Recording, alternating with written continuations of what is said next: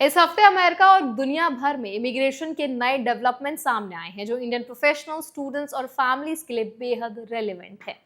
आज इस वीडियो में हम स्टेप बाय स्टेप समझेंगे अमेरिका में नए रूल्स क्या हैं, H1B सैलरीज में प्रपोज चेंजेस क्या इम्पैक्ट डाल सकते हैं, सोशल मीडिया वेटिंग अब कैसे लागू हो रही है, सुप्रीम कोर्ट के बर्थ राइट सिटीजनशिप केस का मतलब क्या है और साथ ही कनाडा और चेकिया में हुए अपडेट्स भी। हम ये भी देखेंगे कि इंडियंस को इन चेंजेस के बीच कैसे केयरफुल रहना चाहिए और अपने लीगल राइट्स को सेफगार्ड करना है। तो चलिए फिर जल्दी से वीडियो को स्टार्ट करते हैं। हाय, मेरा नाम है वर्षा दुबे और आप मुझे देख रहे हैं एनबीटी टेक एड पर। सबसे पहले बात करते हैं अमेरिका की नई एग्जीक्यूटिव ऑर्डर की जो फेडरल इलेक्शंस में सिटीजनशिप वेरिफिकेशन को टाइटन करने के लिए है। डोनाल्ड ट्रंप ने इस ऑर्डर को साइन किया है और इसके अनुसार फेडरल एजेंसीज को एक नेशनल डेटाबेस तैयार करना होगा जिसमें सभी यूएस सिटीजन्स के रिकॉर्ड्स होंगे। मेल इन बैलेट्स के लिए भी नए रूल्स लागू होंगे। हालांकि इस ऑर्डर पर लीगल चैलेंजेस है और ये पूरी तरह 2026 मिड टर्म से पहले लागू ना हो पाए। एक्सपर्ट्स वार्न करते हैं कि नेशनलाइज सिटीजन्स को फेडरल रिकॉर्ड्स में एरर्स की वजह से कंफ्यूजन हो सकता है। डेमोक्रेट्स ने पहले ही लॉ सूट फाइल किया है, आर्ग्यूइंग कि ये प्रेसिडेंशियल अथॉरिटी से बाहर का कदम है। इसी हफ्ते यूएस डिपार्टमेंट ऑफ लेबर ने H1B और अदर फॉरेन वर्कर प्रोग्राम्स के लिए मेजर वेज हाइक प्रपोज की है। प्रिवेलिंग वेजेस को ओवरहॉल करने का मतलब है H1B, H1B1, E3 और PERM वर्कर्स के सैलरी थ्रेशोल्ड्स बढ़ेंगे। एंट्री लेवल सैलरीज लगभग 33% तक बढ़ सकती हैं। DOL का कहना है कि करंट सिस्टम फॉरेन वर्कर्स को अंडर वैल्यू करता है और यूएस वेजेस को भी अंडर कट कर सकता है। इस प्रपोजल पर पब्लिक कमेंट के लिए 60 दिन का विंडो है और एम्प्लॉयर्स को अब से पोटेंशियल कॉस्ट इंपैक्ट्स एक्सेस करना चाहिए। वीजा एप्लीकेंट्स के लिए सोशल मीडिया स्क्रीनिंग अब और भी ज्यादा कैटेगरीज में लागू होगी। डिपार्टमेंट ऑफ स्टेट ने fiancee visa, K1, religious workers और ट्रैफिकिंग क्राइम विक्टिम्स के लिए सोशल मीडिया वेटिंग एक्सटेंड किया है।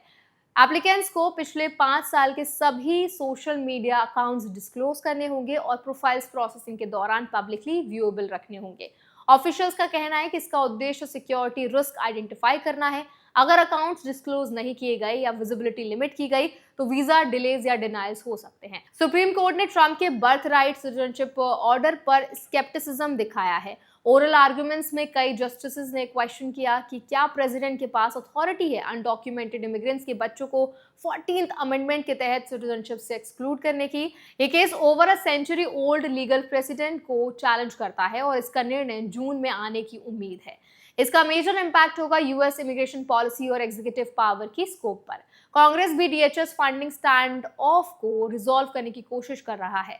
रिपब्लिकन लीडर्स जॉन थ्यून और माइक जॉनसन ने 2 स्टेप प्लान अनाउंस किया है। पहले शॉर्ट टर्म बिल से पार्शियल शटडाउन खत्म किया जाएगा, उसके बाद लॉन्ग टर्म मेजर्स से इमिग्रेशन एनफोर्समेंट और बॉर्डर सिक्योरिटी फंड किया जाएगा। पिछले वीक्स में DHS वर्कर्स अनपेड रहे और डोनाल्ड ट्रंप ने आर्ग्यू किया कि डील जून 1 तक फाइनलाइज हो जाए। एक और इम्पॉर्टेंट अपडेट ये है कि 2023 में लगभग 9% यूएस बर्थ अनऑथोराइज्ड या टेम्पररी इमिग्रेंट मदर्स के हुए। रफली 3,20,000 बेबीज का जन्म ऐसा हुआ और प्यू रिसर्च सेंटर के अनुसार लगभग 2,60,000 बच्चे ट्रंप की प्रपोजल बर्थ राइट लिमिट्स के तहत सिटीजनशिप के लिए एलिजिबल नहीं होते।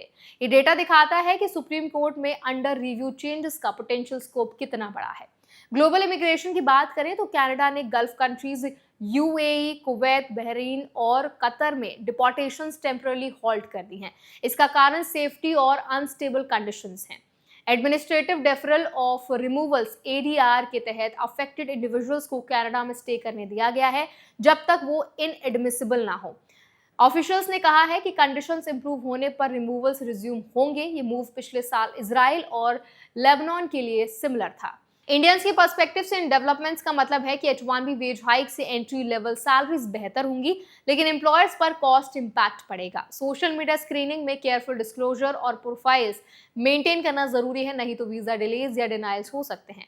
Birth right citizenship case nationalised और अनडॉक्यूमेंटेड इमिग्रेंट फैमिलीज के लिए डायरेक्ट इंपैक्ट ला सकता है।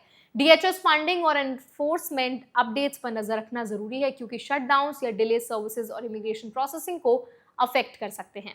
तो आई होप ये वीडियो आपके लिए हेल्पफुल रहा होगा। अब इस पूरे वीडियो पर आपका क्या टेक है, आप क्या राय रखते हैं, आपका क्या फीडबैक है, कमेंट्स में जरूर शेयर करें और अगर आप चाहते हैं किसी स्पेसिफिक टॉपिक पर हम वीडियो बनाएं तो वो भी हमें जरूर शेयर करें। ऐसे और अपडेट्स, वीडियोस, इन्फॉर्मेशन के लिए हमारे चैनल NBT Tech Ed को भी जरूर सब्सक्राइब करें।